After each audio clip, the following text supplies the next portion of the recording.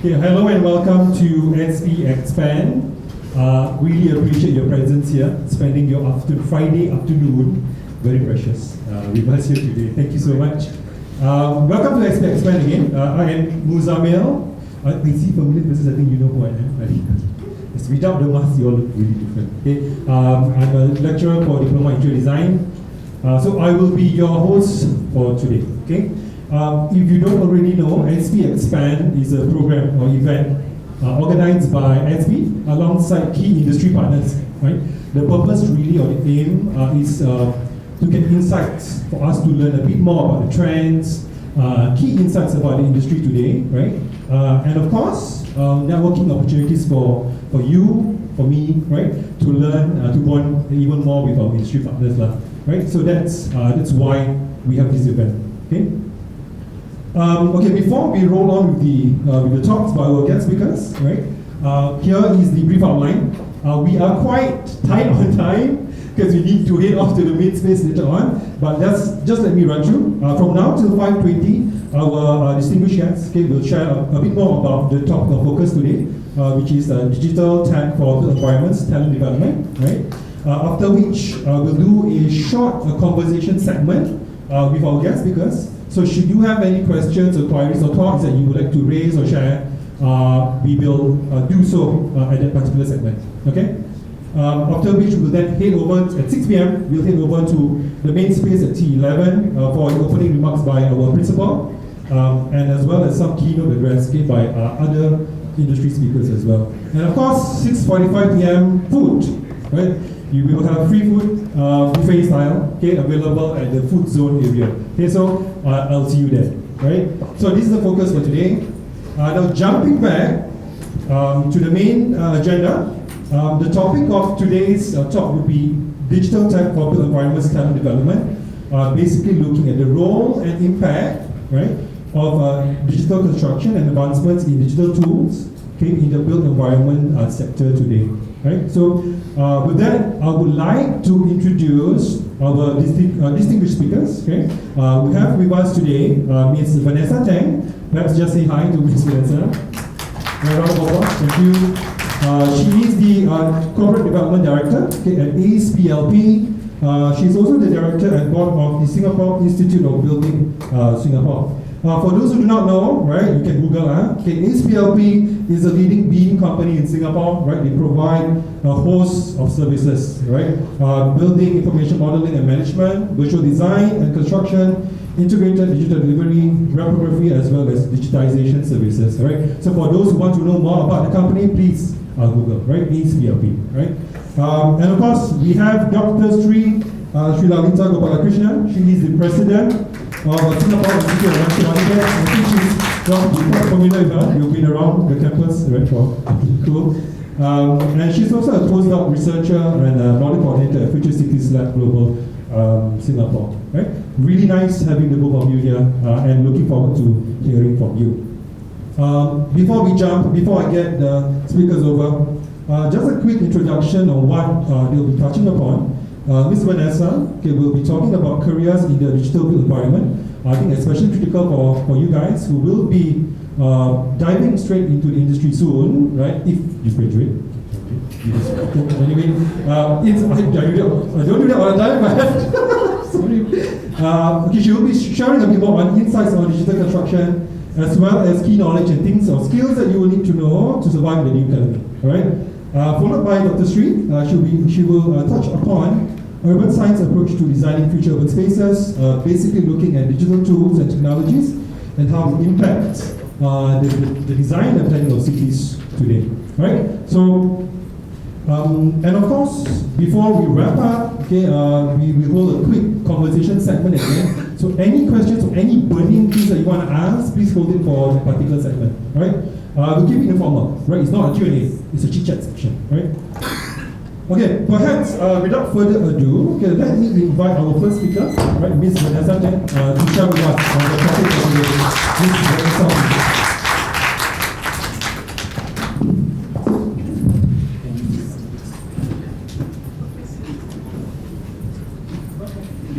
Hi everyone. Good afternoon. It's my pleasure to be here talking to you about careers in the digital built environment. All right, so first I'll give you an introduction of where I come from, which is AcePLP and what we do. So basically we provide integrated digital delivery services for the built environment, also known in our industry as BIM. So for the last 10 years we've always called it BIM, but then we have a new fancy term now called digital delivery for construction. So whenever you see digital delivery, basically it means BIM, but the way we use BIM in construction projects has somewhat evolved and become more sophisticated. So I'll go into detail about that in a little bit. So what we do on a day-to-day basis is that we create construction information and we coordinate that and we manage that for construction projects. And we have a team of about 250 people that is serving construction projects all around Singapore. So we are in like residential building projects, office buildings, we are in water reclamation plant projects, and also rail and roads kind of projects. And what's the most important for you would be that we also have a structured apprenticeship program that we use to grow built environment professionals. So a very large proportion of our 250 staff are actually fresh graduates, and the reason for that is because we have a structured program designed to help to integrate you into the built environment profession. We understand that moving from the school environment into the workplace can be a very difficult one. I think when I transitioned from school into work, it was a very big change.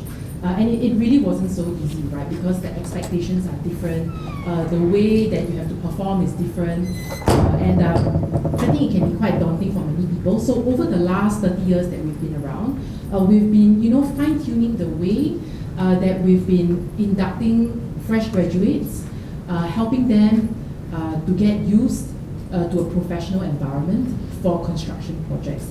And that is the reason why we are able to build a team of about 250 BIM professionals in Singapore, and that is very rare. I safely say we are the largest BIM services company in Singapore. So I'll tell you a little bit more about our background and how we are related to the built environment. So I would say that for most of the last 30 years that we've been in existence, the built environment has seen us as largely just geeks working on the computer, not really a part of the built environment. But that has changed since construction projects have gone increasingly digital. So I would say they've put a hard hat on us, and now I'm happy to say that we are considered as part of the environment, I think it's especially gratifying to be seen as part of the built environment, because we've been supporting built environment projects in terms of creating information and managing information. But I think in the last few decades, we've never seen information like the way that we have today, information drives everything that you do, right? If you want to find, a place to eat at, you have to search on, Google. If you want to go and do some banking, you go on the DBS app, and then you based on the information that they have, they've created an app that facilitates that workflow. So increasingly, you can see that information and digital platforms drives our day-to-day activities, and that is the reason why you see that digital delivery track is the newest track in the built environment. So very happy to say, that we have our hard hat on now, and I'll tell you a little bit more, about why that is so significant. So I would say that we are the future of construction, right? Construction is increasingly digital, right? And it all begins with number 10, building information modeling. Right there. Oh, sorry. Right there. So it all starts with creating information, right? How does Grab calculate the fare for you, right, when you travel from point A to point B? First, they have to know where you are, then they have to know where you want to get to, and then they have to calculate the traffic conditions, how many other people are vying for the same route that you are, and then based on that and that algorithm, they compute the fares to take you from point A to point B. And that is exactly the same when we talk about the digital built environment, it first has to start with a digital database of information, and that comes from building information modeling. And once you have a building information model, from there you can implement many other different types of technologies on top of that base information, and then you can do things like predictive analytics, you can do things like augmented reality and visualization, and you can do things like cloud and real-time collaboration. But all that again comes back down to the base of what drives it all, which is information, and that comes from a building information model. And that is, how we've come to be seen as part of the built environment today, because in the last 30 years that we've been creating information, we've always just been seen as drafters and information creators. We've never been seen as having a big impact on the built environment, and that is different today. So what does that mean for digital built environment careers? Right? It means that there are many opportunities today in the built environment where you can find good jobs, within this industry. So I think very helpfully that has been mapped out in the skills framework for the built environment. So this is again public information. You can Google skills framework for the built environment. It's a document that is created by Skills Future, and it tells you things like sector information, what's the wages, what are your career maps, what are the skills and competency maps, and what are the training programs available, and which we will touch on a little bit in here today. Right? So this is a career map of all the careers in the built environment. Right? So what they've done is they have mapped out all the job roles within the built environment. You can see in the blue segment is the architectural track, and then in the orange segment it is the engineering consultancy and design track, and then there's quantity surveying in green, construction management, project management in gray, digital delivery management, and facilities management. Before, there was no such thing as digital delivery management.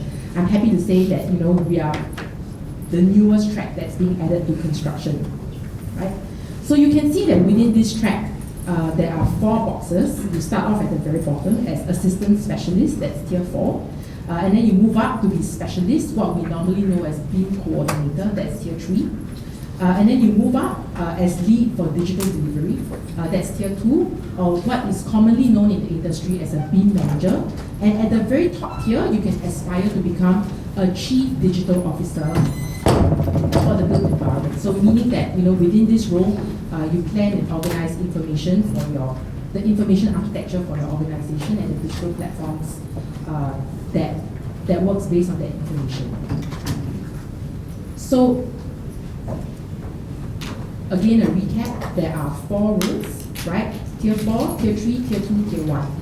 And then there is you, fresh graduates, right? And you are right here, assistant specialist provisional. So what we've done in the industry is that we have created a Tier 4 provisional for fresh grads, and that means that if you're an SP and you've graduated with a diploma in architecture, landscape archi, civil engineering, mechanical engineering, or interior design, your lecturer endorses you for Tier 4 provisional, right? And within that period of time, within 18 months, you can get 12 years work experience, and you get a direct conversion to Tier 4 assistant specialist, right? In each of these roles, Tier 4, 3, 2, and 1, there is a skills map document that tells you what are the things that you do on an everyday basis, right? And let's say you're at Tier 4, you want to move to Tier 3, so then you got to know, right, what are the things that you do on a daily basis at Tier 3? Do I have the skills for that? How do I gain experience so that I can convince my boss to promote me to Tier 3? Right, you don't just promote anybody, right? They want to know that you can do the job, then they'll promote you. So what does that mean? You have to know what is the expectation required of you 1 tier up, and then you ask your supervisor for opportunities to take on that role, right? Kind of practice first to show that you have the chops, and then they put you on the job, right? So that's how you move upwards to eventually becoming a chief digital officer. So this is modeled after leading firms within our industry, right? And it's based on all the firms like architecture firms, engineering and project management firms, so on and so forth. So after all firms within the built environment, at the very bottom level, there is the assistant specialist at tier 4. And so what they do is that they are BIM modelers and they create project information and share them. And they should be competent in using digital solutions on a day-to-day basis. And they may be asked to do things like test out new digital solutions. As you move up to become a BIM coordinator, you will be working to identify the right digital tools for that project. You may be asked to participate in collaborating, because within construction projects, there's a lot of collaboration involved, right? Just to build this room, you have to work with the architects, you have to work with the civil engineers, you have to work with the interior designers, you have to work with the M&E services like the lights, the electricity, the aircon, the fire protection services, so on and so forth, right? So you have to collaborate all of the information that's being shared in the construction project. So that will be your role at tier 3. And at the tier 2 level, you will do things like manage the information. So map out things like policies, guidelines, processes, and technology so that your organization can transform. And you will also oversee the implementation of digital technology. And at the tier 1 chief digital officer level, what you'll be doing is that you'll be obtaining the buy-in for digital transformation and also sponsor digital initiatives. Now, can I ask you, when you look at the job role at the tier 1 level, do you think that this is a role that's only used in the built environment? Who thinks that this is only used in the built environment? Hands up. No, it's not. Yeah, you're right. So, it's a strict question. Actually, a chief digital officer, is not only important for construction projects, right? We know that our world is increasingly digital, and we're using a lot of digital platforms. So I would say that, in any organization, right, of the future, they will need a chief digital officer, right? Whether you come from the built environment, whether you come from the F&B environment, or whether you come from a law firm, whichever, or a medical track, they would all need a chief digital officer, somebody who knows how to manage information and the digital platforms that move information around within an organization, right? So I would say then that, if you look at it from a really broad perspective, you can start off your career in the built environment, in digital delivery, but that's not where your career ends, right? There is endless possibilities, whether you choose to stay forever in the built environment, which is also very nice, or whether, you choose to move outside of the built environment to a different industry, right? But what is the skill that you are practicing here? The skill that you're practicing here is how to create, coordinate, and manage information, right? First for a project, and then for multiple projects, and then for the whole organization. So we have this thing in our industry called the Digital Delivery Management Accreditation Scheme. So it is an industry-wide initiative that provides a progressive pathway. So if you've met most of the tasks in tier 4, we issue you a certificate, and then if you've met most of the tasks in tier 3, we issue you a certificate, right? And then tier 2 and tier 1, and so on and so forth. So the point of that is to provide a progressive pathway so that you can build up relevant digital skill sets. And it offers, the rest of us within this industry also with a structured framework to assess your digital skill sets, and it allows other employers to understand whether you are competent for the job or not.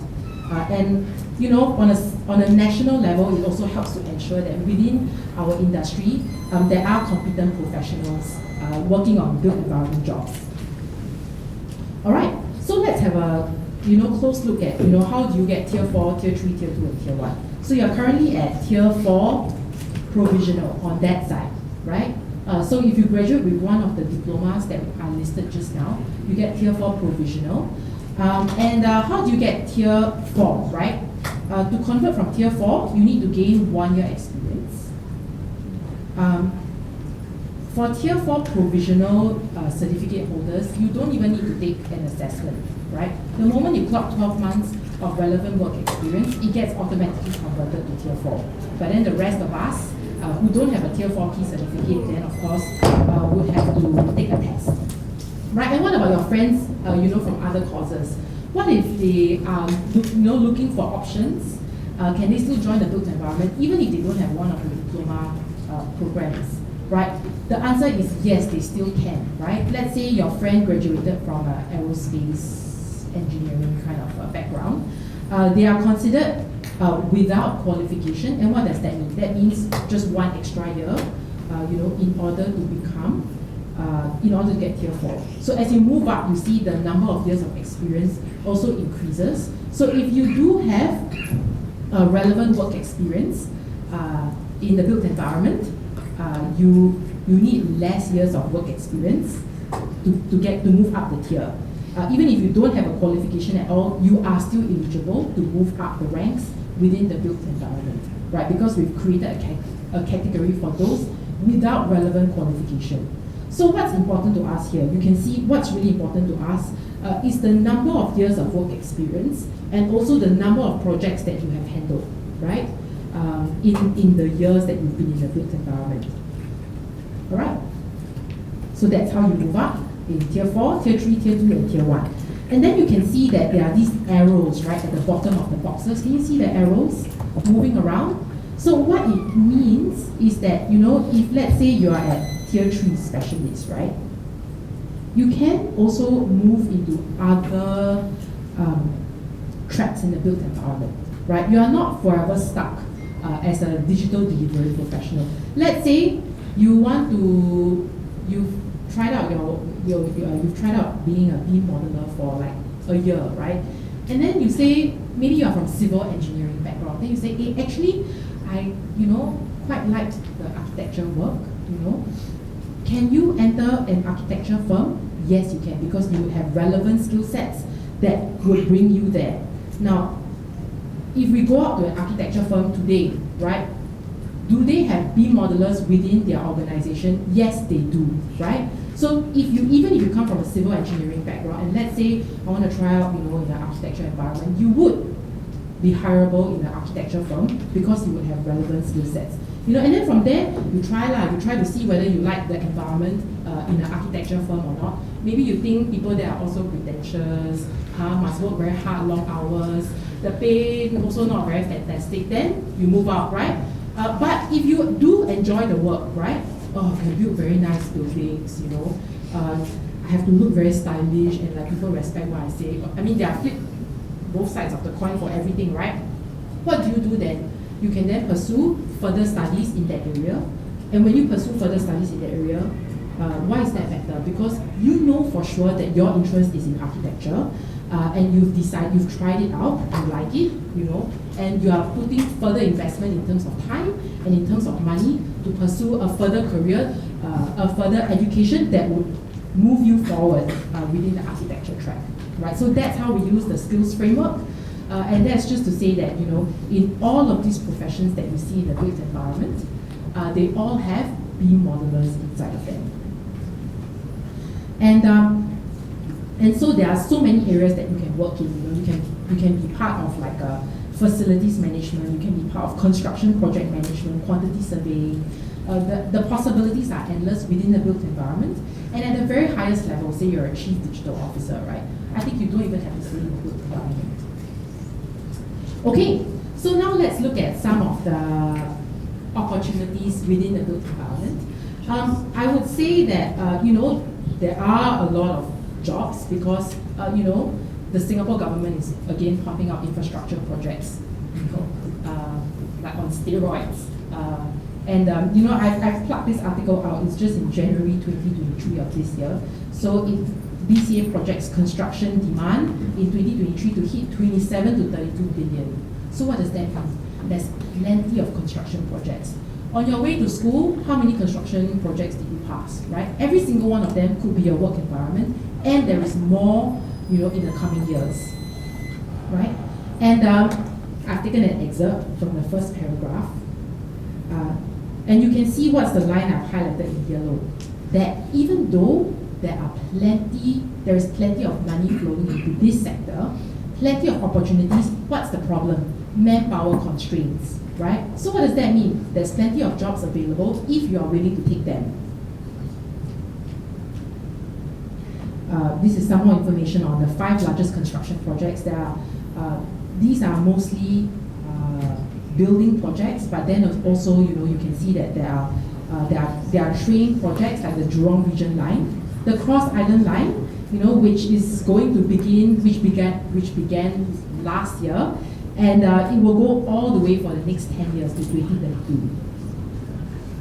And then, of course, we also have the continuation of the Dawson East Coast Line. And many more upcoming projects in Singapore. So I would say that there is no shortage of job opportunities within this sector. We are facing manpower constraints. The possibilities for job growth and professional development is endless. So if you are just willing to try out, the work here, right, and make a decision for yourself as to whether you like the job or you don't like the job, right? Maybe you tried out your time as a B modeler and you really don't like the construction industry at all, right? I mean, for everything I can say a flip side, right? I can say that, I must go to work in the construction side. But I just want to tell you that also not all work environments are construction sites, okay? It varies, right? But some of the work is in the construction site. So maybe you don't like it because there's a possibility I can work in the construction site. If I wear a helmet, then I got head hair, and like who wants to wear boots every day, something like that, Maybe you don't like that work environment, right? Then, I mean, there is you can always then try out a different industry. But what you know for sure is that you tried out the work, and maybe you don't like it, so then you maybe if you pursue further studies, you don't pursue something within the work environment, right? But if you do like it, right, you can then, either progress or you can further your studies to take it to wherever you want to take it within the work environment. All right, so here's just a list of reasons why you should join AcePLP to grow your career. First, we give you access to industry skills and knowledge. So we are the largest digital delivery services provider in Singapore. We've got plenty of projects here.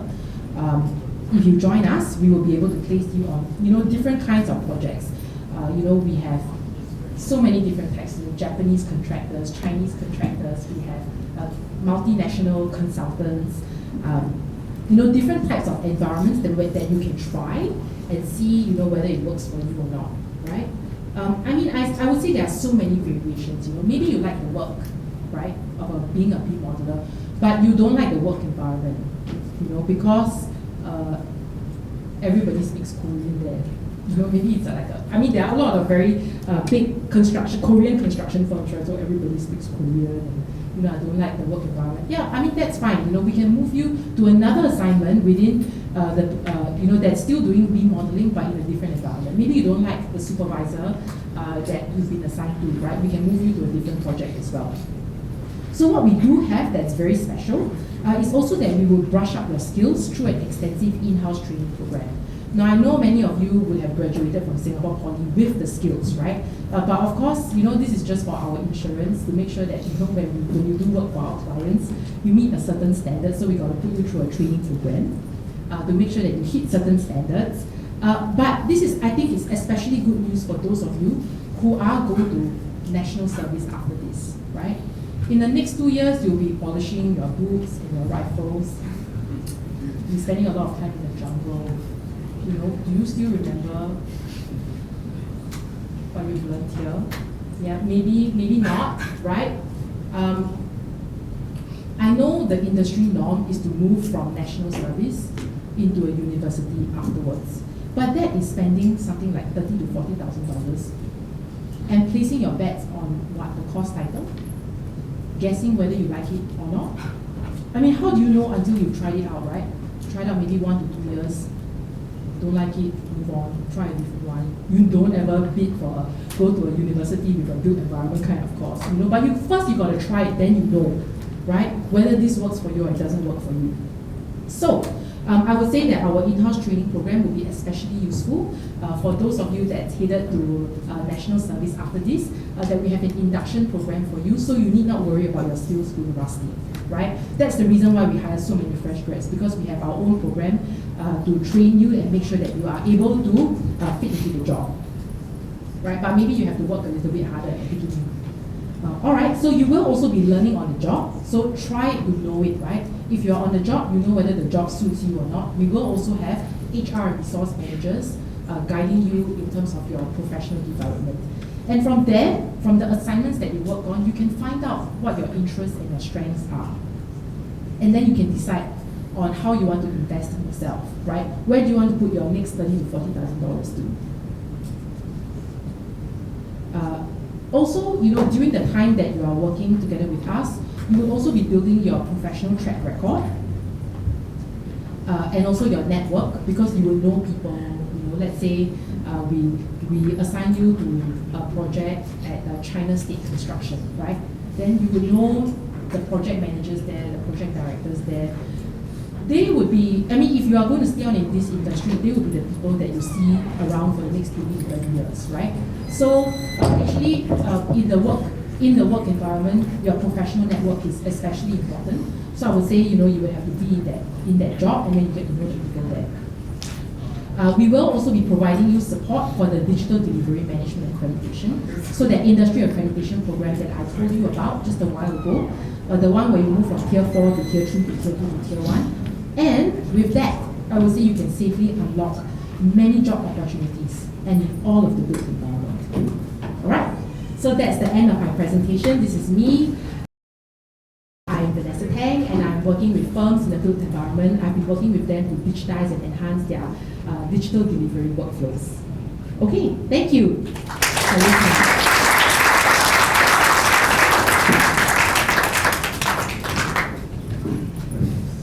Thank you, Vanessa. Insightful, much. I can totally relate with the brushing of the boots and the raffles. Yeah, so you got to plan your future in advance, especially guys, whether you want to work right after NS or you want to dive straight to the industry. So they do have structured programs for you to brush up on your skills. So not to worry. If you want to know more about AcePLP, they have a booth right next to the stage. Is it close by the stage? It's a little bit further. It's in the back row. Okay, sure. Well, you have the map. There's a map somewhere. So look up for AcePLP and do a chat with them if you need more info. All right? Okay, thank you, Ms. Vanessa. I will now move on to the second speaker. Okay, with Dr. Sri. May I have you over? Right? Round of applause for her. She will touch a bit more on other science approach to design future workspaces. The floor is yours.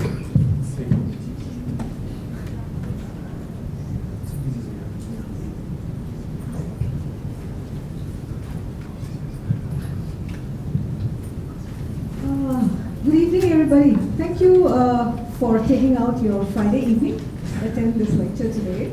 And I think Vanessa kind of has nicely set the stage for you all about what digital transformation in the built environment offers as a career, right? So I'm here coming from the design sector. So I'm actually an architect, practiced as a landscape architect, taught for some time, and then decided to do my PhD, and now I'm into research, looking at what future holds for us. So what I'm trying to say is I've kind of traveled the whole spectrum.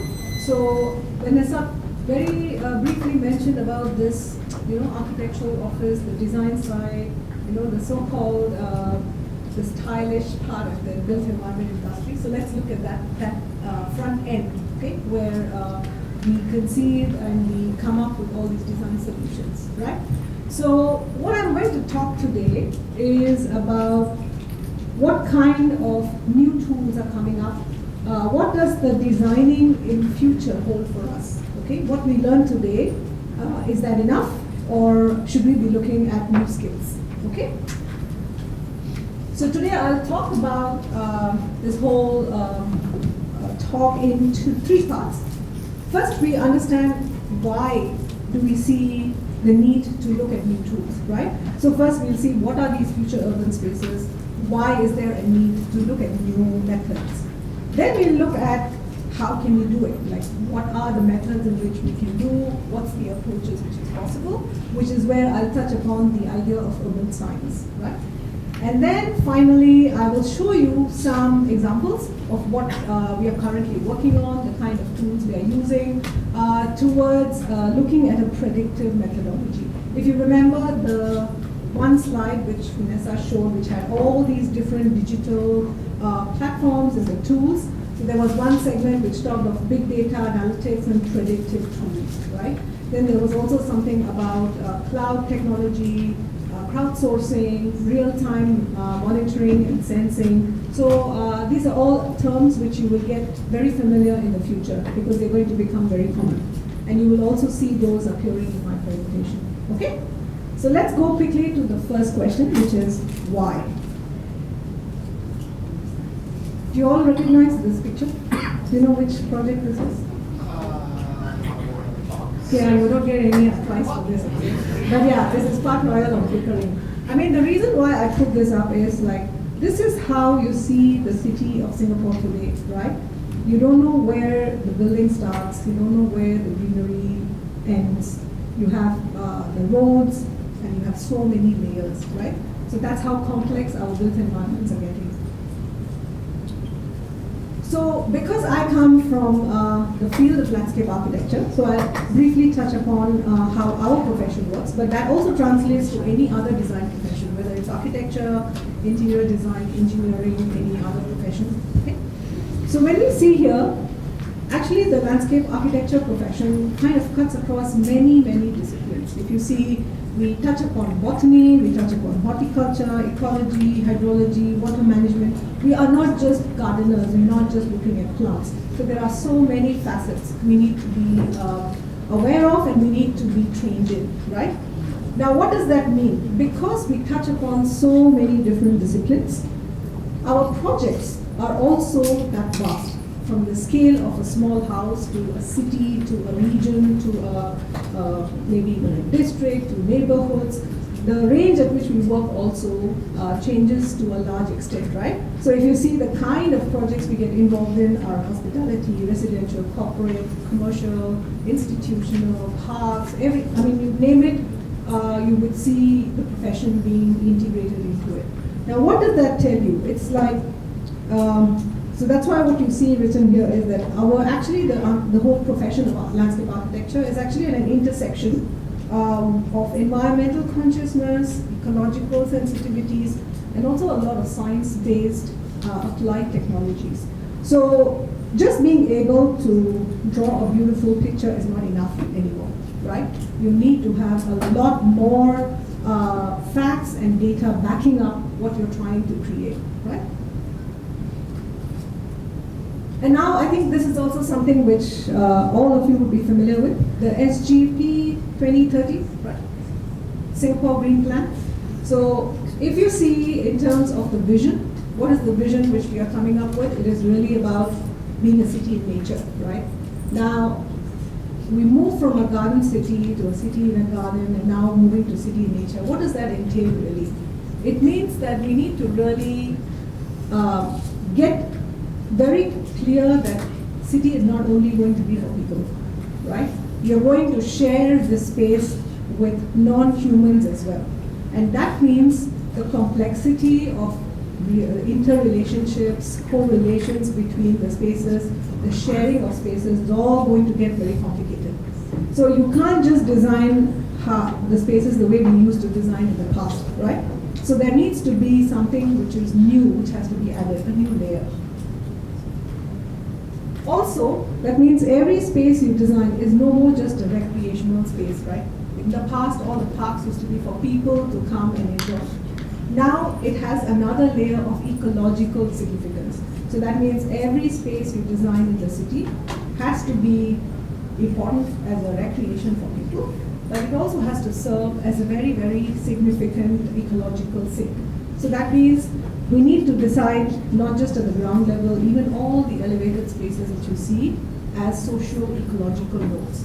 Now the moment you define the way these urban spaces are going to be seen as, that increases the complexity, that increases the requirements of how you go about designing them, right?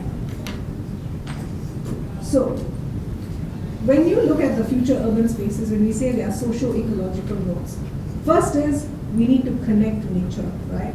Now, how do you connect to nature? Of course, there are many ways. There is sensory connect, there is elements connect, then there is components connect, and there is also a process connect. So all of these are different ways in which you will be able to connect to nature. I mean, the reason why we're talking of nature is because of the larger vision of being a city in nature, right? So while we try to imbibe all the qualities we see in the natural, like the wild, we have to recreate that into the urban context where we are all living in, right? So we need to know what really are we designing and who we really are designing for. So how do we do that? Now, in the Singapore context, of course, we know that city is not just at the ground plane. It is actually at multiple levels. So in a way, we are looking at a place which is more of a vertical city. So whatever you used to design on the ground plane is actually now being multiplied at different levels.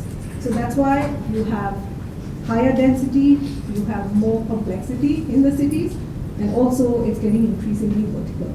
And what really makes these kind of vertical cities livable is really the idea of integrating greenery with it, right?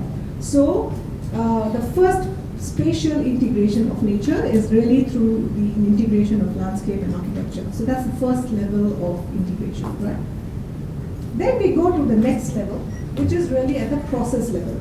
Now, normally, we always have two systems, right? There's a natural system, then there is a built system. So the natural system is self-regulating, all the biological process happen on its own, nobody goes and interferes, anything happens, it bounces back, it's very resilient, so that's how natural systems work. Built systems are more defined, you kind of make a certain performance parameters of how you want them to be functioning, and then normally such systems are not self-sustaining, they're not self-resilient, that means they don't bounce back. You have to do something to bounce it back.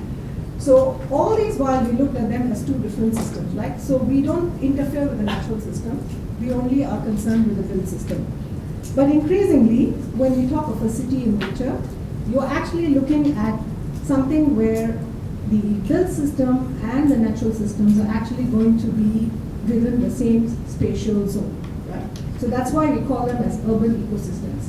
So moving forward, you're not designing urban landscape spaces. You're actually designing urban ecosystems. So the moment you define these urban spaces as ecosystems, your requirements of design, your user, your performance, your output, everything changes. It's no more what we used to do in the past. So what happens? Why is it important? Because what is happening is our city is the same.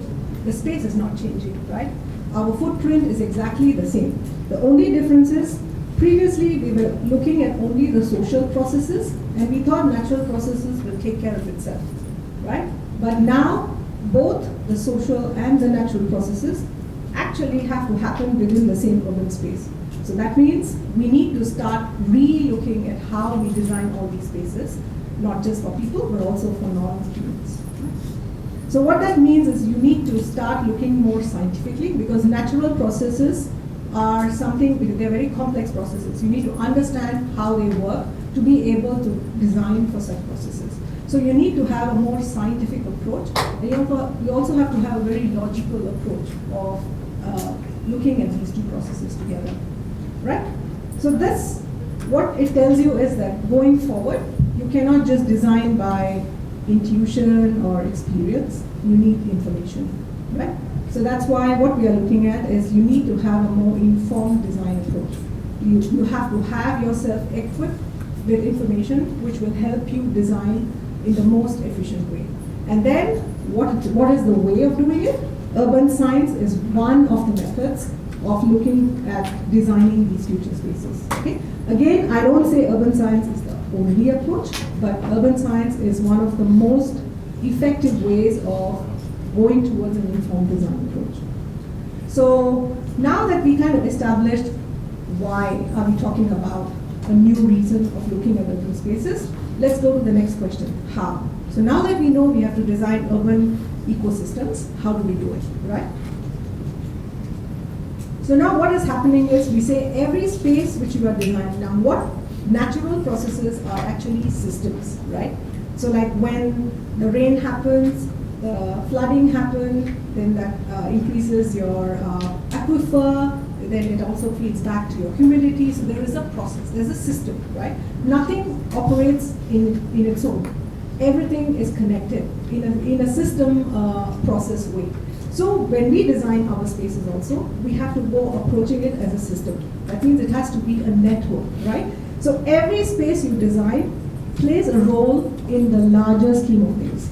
No space you design is independent. So first is just changing the way you look at your urban spaces, right? So you look at them as adaptive systems. That means each of them are connected in a certain process manner, right?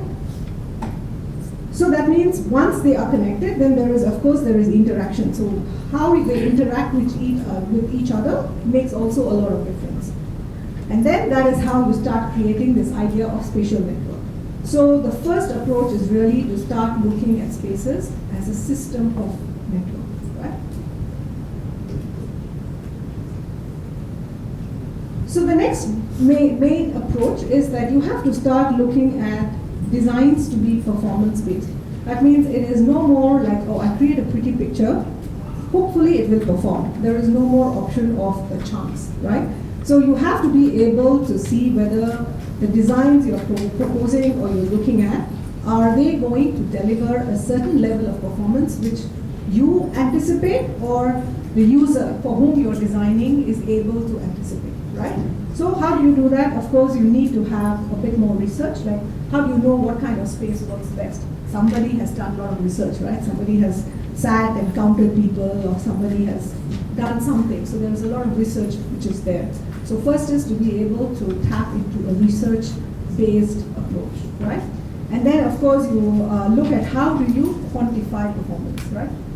How do you know whether the space you create is working or not?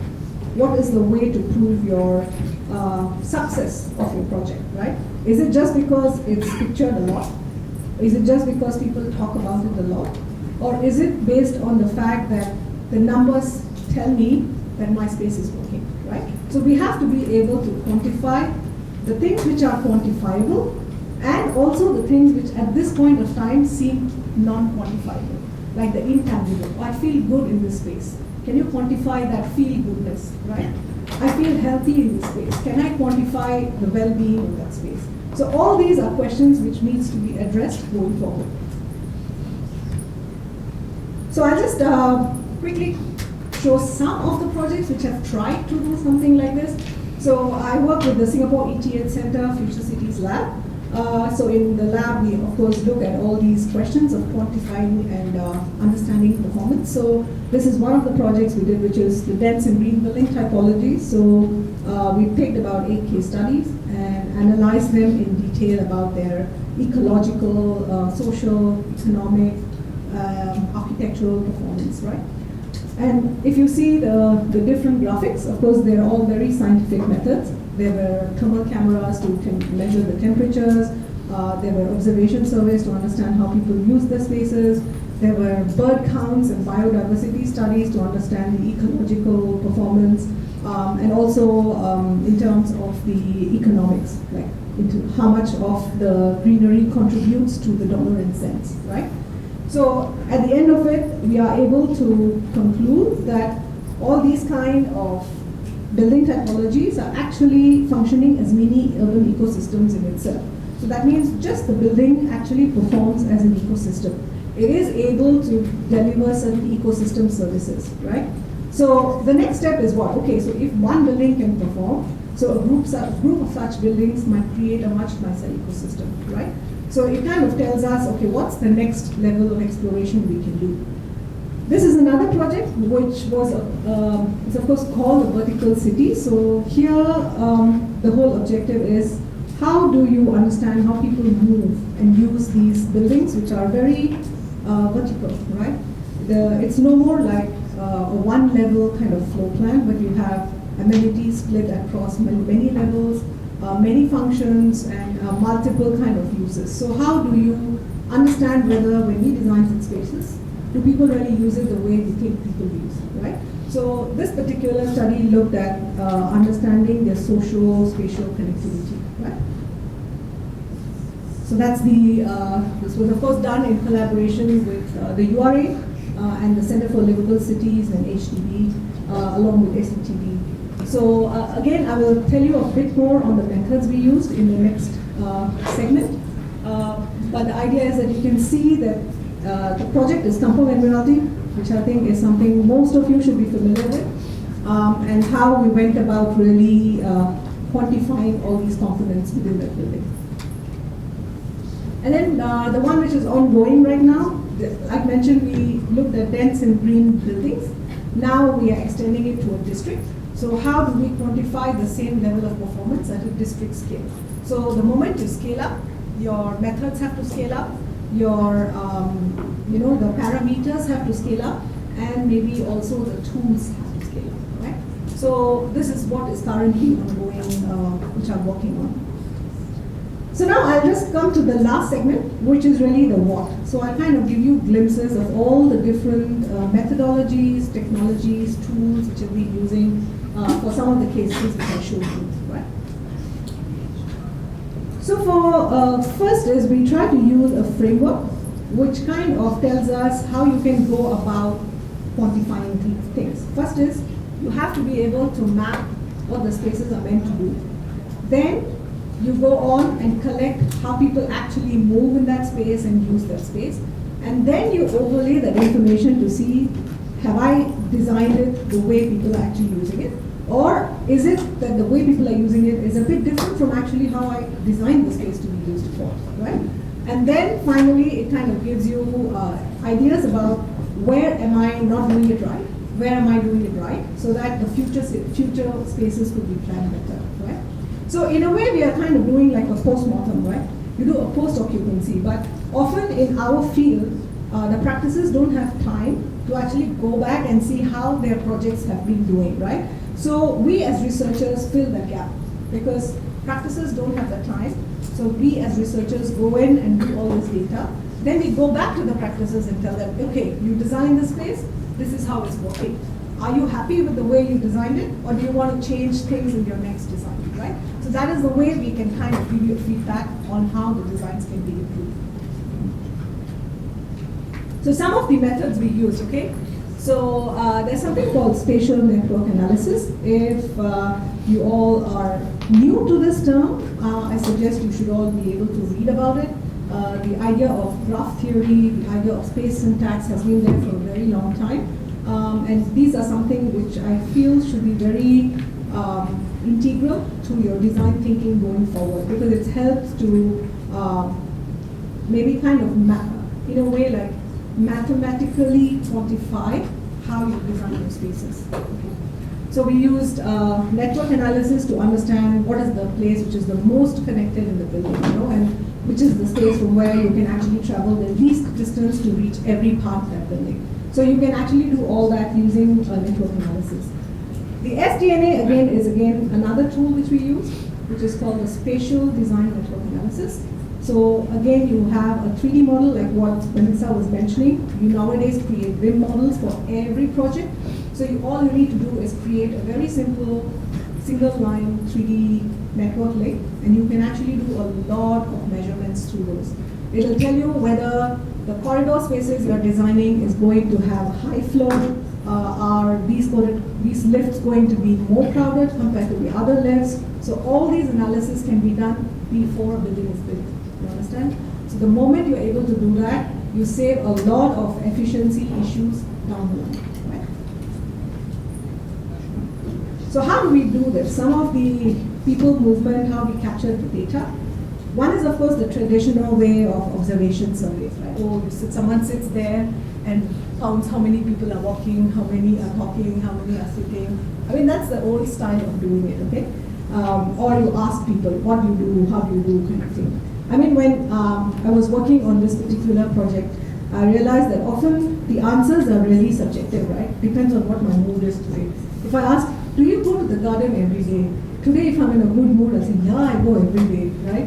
If I'm not, I had some issue with some gardener in that area, I say, no, it's so bad, I don't even want to go there, right? So the survey is always very subjective, depending on what that subject tells you on that day, depending on how they feel. What it helps us now is if we use tools and machines and counters and sensors, at least you're able to get the real use of that space. You can of course validate it with what people say, right? But at least you will know that there is no subjectivity to it, right? It's very objective. So we use these people counters to put them to understand where people are going and coming, at what time of the day, what time of the week, which time is more used than the other time, so you can get all the detailed data. The other one we did was, of course, using Bluetooth technology. Nowadays, everybody has a mobile phone, right? And then there are so many IoTs which are in the market. So these Bluetooth technology helps us to actually track how people are moving in that building. I can actually pinpoint what routes they took, which lifts they used more, where they spent a lot more time. So all that can be actually derived from these processes. So I'll just show you an example, this one. So using the Bluetooth data, I can extract the mapping of how people moved in that space. Now, all the four are four different types of users. One is a resident, one is an employee, one is a visitor who comes there once in a while, one is someone who comes there regularly for their facilities, right? So based on this, you can actually see the different patterns, how people use it, and then if I go and give this back to the stakeholder or to the architect or the designers, it'll give them an idea that, okay, next building when I do, my user becomes very critical because the pattern is really so important based on the type of user, right? So it is no more like I just design for people. No, I need to know who is my user so that I make sure my spaces are well designed for the target user, right? So this is another one where we are looking at a district scale. I just showed you at a building. So now we are mapping this whole thing at a whole district scale. So this is at One North area. So there is the same level of detailing, but being done at a district level, right? So we can still do the same level of information analysis. So yeah, the same thing. So you have a building, then you go to a district, and then you can go at the city scale, right? So this is another study we're just doing at the Jurong Lake Garden. So again, you can see it's mapping people. Then you can look at activity mapping. Then you can look at how do I design the spaces in future. So this is just a small GIF. You can see we collected some data at the J-Walk. So you can see the size of those dots increasing and decreasing. So you will know which of the areas there is more volume of flow, during what time, and then we see what spaces actually create this increase in the traffic, and does that correlate with certain shops or the way the whole thing is laid out. We also do the same thing for a park at the One North. So we collected like people moving around the parks, and then you can see the patterns of where at what time the volumes increased, and then that kind of tells you, okay, there are certain windows when there is high traffic, there are certain windows there is low traffic. The high traffic we can also correlate with what is around it, which tells us whether it's been vibrant or not, right? But all this information is based on the spatial mapping and also the collection of real use data, real movement data, okay? There are also many new tools, right? We have 360-degree cameras, we have thermal cameras, we have sky view lens, right? There's so many different tools which are now available. So we actually use a combination of all this to also do like an urban visual analysis using computer vision method. So you actually like feed all this information, you put in a code, and you put in an algorithm. It's able to differentiate different elements which you see in the landscape. So there is like, you can actually quantify how much of greenery is there in each view, how much of road area is there in each view, how much of sky can I see in each view. So all these then can be computed to the overall environment of that space, right? So this is one of the tools which is again, which is getting very popular. And I think many of the students are also getting to use it. Another very exciting one is data, right? Nowadays, you all have big data, and you can actually, some data is open access, some data you have to procure. So what we are doing here is we are trying to understand the vibrancy of how many people move from one district to the other using GPS positioned data sets, right? So these are huge data sets which we have for across Singapore. Just one sample I can show you when we're trying to understand how many short trips and long trips happen, say, from One North, right? So you can actually animate and see how many long trips happen, how many short trips. Does the short trips indicate more walkable district and more sustained districts? Do the long trips indicate that there are certain lack of amenities because of which you still have to rely on the other districts? So it kind of gives you, how do you define like an integrated district? How do you define sustainable districts? Is it defined by everything being available within a 15-minute walking? Or is it that most of the amenities should be there, but there's still a reliance on the larger connections across the island, right? So there are so many different analyses we can do when you have such kind of data sets. And then you also have our researcher who literally is like a mobile device. You can see how many devices he's carrying on him. There is a sky view camera, there's thermal camera, there is weather station, there's air quality, I don't know, there are about 6 or 7 devices. So we also do mobile measurements. That means you actually go, cycle along the side, you catch all this data, then you come back and you see, okay, how is the environment within those districts? Does the greenery help to reduce the heat factor? Are the radiations from the pavements and the plazas within a normal acceptable range? Because going forward, the comfort factor becomes very important, right, for the health and well-being of the users. So all these are different ways in which we collect data and we try to map the performance of the spaces we design, right? So basically, in order to instead of just looking at all these as just smart cities, technology driven, I think the idea is to really move towards responsive cities. That means it should be very user-centric. How people use the urban spaces is how we should be designing, right? And also, our spaces should also be very agile. We should be able to change this use depending on how the users are transforming, because it's very dynamic. So the way we design the architecture layer or the building layer, the infrastructure is your static layer. That means once you build it, that's it. You cannot do much changes to it, right? The people bring in the dynamic layer.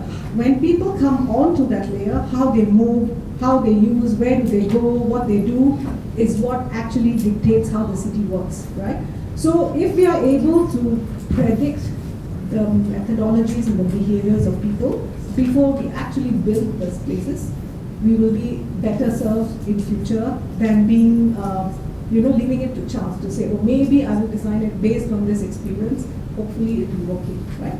So I'll just kind of conclude with this, that we should really be looking at responsive, user-centric spaces for future, right?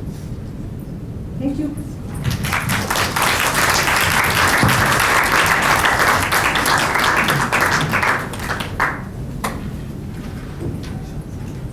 Hey, thank you, Dr. Sri.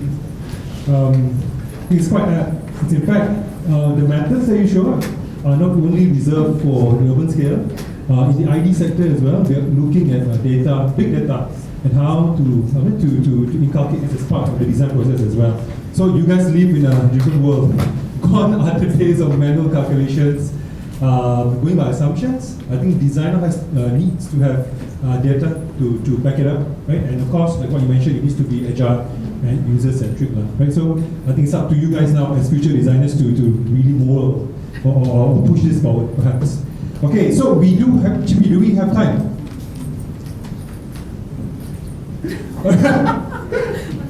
Okay, let's do this. Okay, I think we do have some time. Let's reserve some 10 to 15 minutes, right? Perhaps can I get Dr. Sri and Vanessa to just come forward? Yes, round of applause. We need the red line because you need to be within the view of the camera. It's a bit of a squeeze, but anyway. Okay, we're going to open up the floor for questions or you want to share your thoughts, right? So feel free to share. The mic is on the left and the right side, so feel free to come forward. If you're too shy, perhaps you can whisper to Chip you if you don't mind, and then you just help out as well. Okay, I do have some questions for our speakers as a start, right? Maybe just to get a sense, how many alumni do we have right now? Any alumni? Me as well. Melvin, oh hi. Hello. Any alumni in Melvin? Oh, okay, cool. All right. Current students, all of you are current students, I assume. The rest? Okay, cool. Do you relate with what was shared earlier? Eye-opening? Consensus. Oh my God, is this the future? Well, it is. Okay, perhaps you can digest it first. Perhaps write down your questions. You can share with Chipu or me later, or the questions.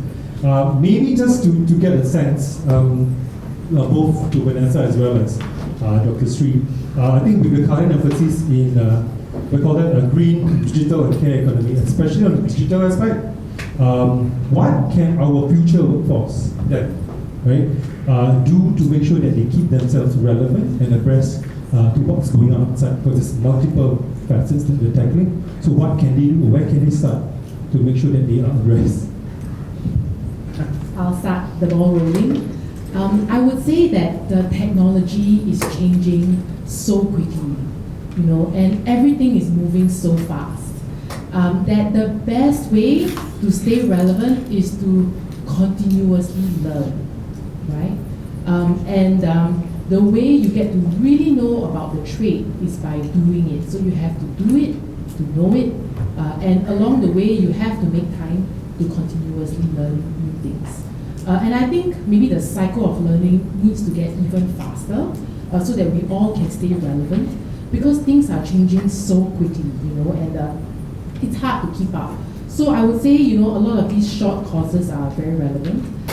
Maybe I teach in here for the SP PACE Academy. And I would say that, the PACE Academy, for example, has done a great job responding to what the workforce needs right now, right? Because the new skills that you need to know should not, if you learn it over 3 years, right, it's a long time, right? You've got to learn it faster than 3 years, right? You want to be able to apply it on the job immediately, and then you want to be able to respond to that, right, and grow in a different direction.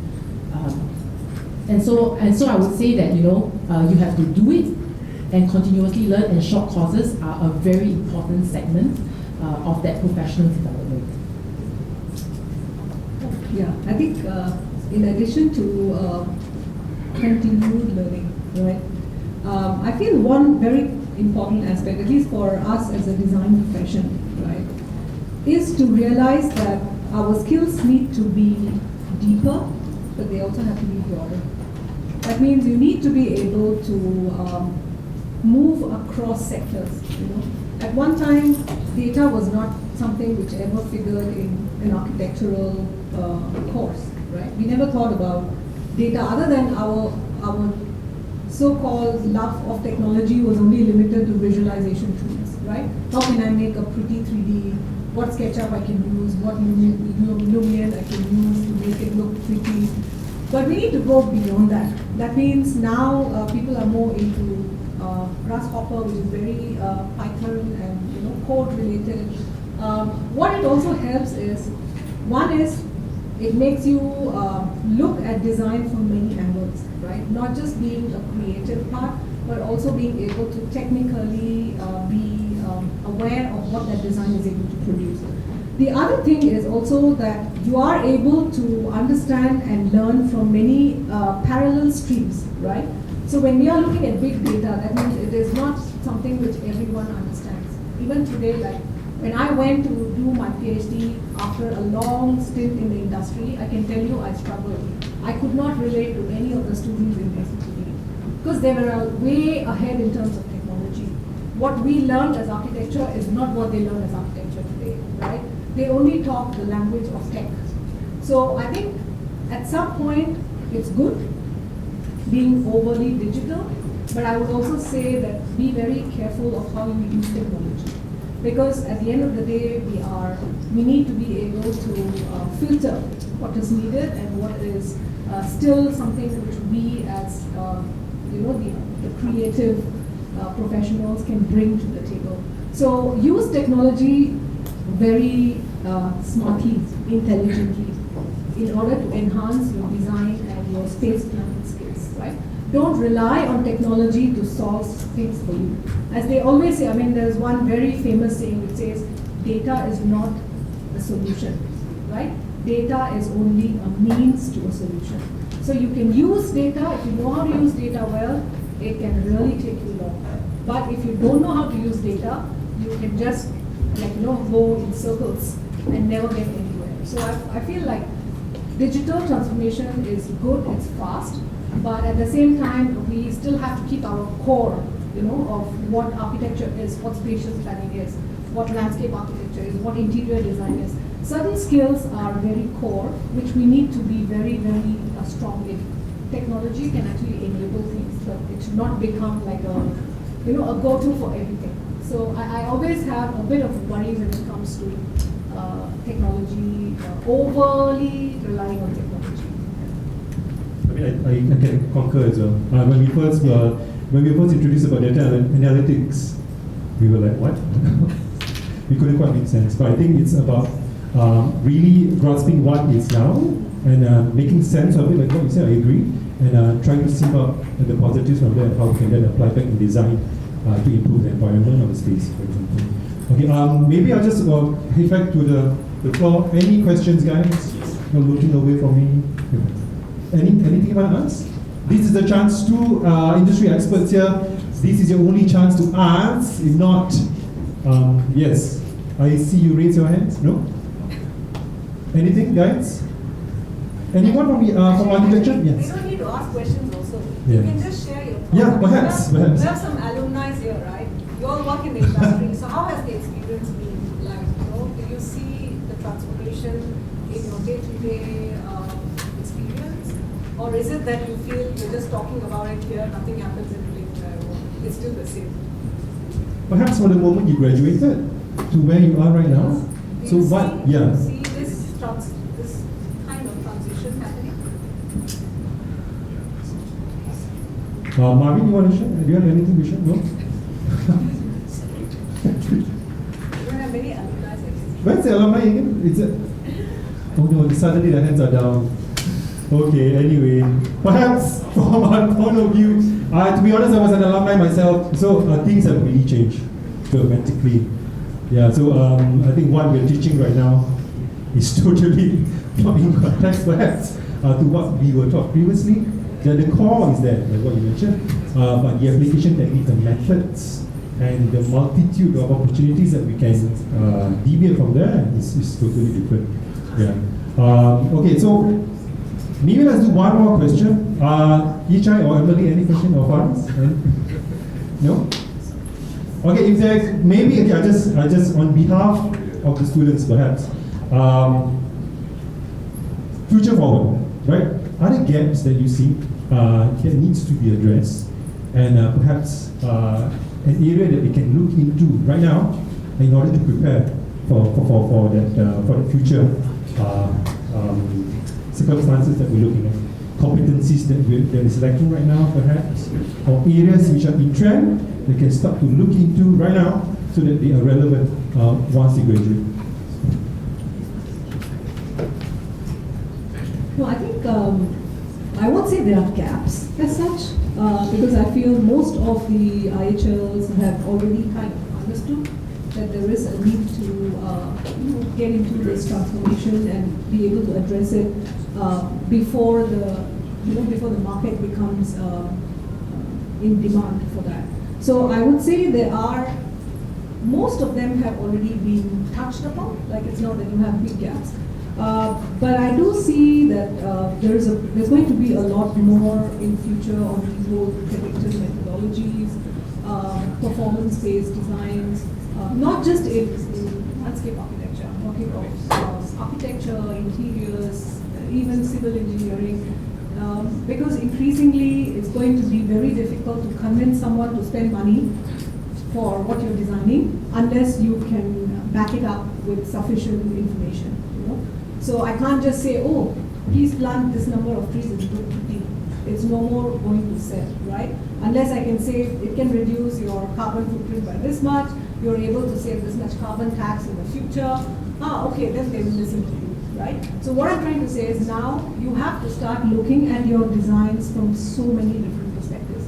It's no more just a pretty picture of just requiring to put those spaces for the people to use, but it's also beyond what that's going to be. So I think we have to be able to broaden our perspective when we are designing. It's not just for humans again. We're going to have shared spaces now. In Singapore especially, there's going to be more corridors which are meant for not just humans but also for non-humans. So then you have to build your capabilities of understanding people, animals, birds, insects, So all these are going to be new areas which we all have to venture in. Even though we are not like maybe botanists or zoologists or those insect experts or bird experts, we still need to know some parts of all of this because they all are going to feed into the life process. So I feel there's going to be a need to broaden a lot of your expertise, And if IHLs can introduce like smaller modules and all of these things in the whole process of your course, it'll be quite interesting, because you never know where these skills will come in handy, when they get into the market. So I feel that is something which maybe the IHL can think about, like really introducing, which are on paper they look random. What should I study about butterfly? What should I study about a bird? But at the end of the day, you will end up designing for them, So you need to know behaviors, you need to know how they interact, with place, how they interact with people. So I think that's one point which you can possibly think about for the future curriculum.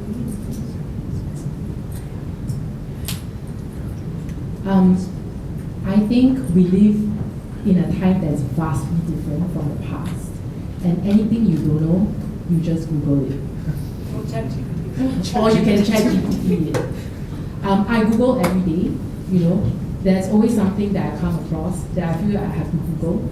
So I would say then that Googling skills are very important, right? I'm sure, in like all our professional lives, you have to Google one way or another. And I think as young people, you'll be better at Googling than I am. I have to be frank with you, right? I think a lot of information now is available, right? At the touch of a button, and if you know how to use the search engine function, you can find anything that you want. Free as well, it can be available to you for a small fee. It is such a vastly different time that we live in today. So I would say the issue then is that we are overwhelmed with so many different types of information that's available. And the expectation is ever higher, you have to know more, you have to know deep.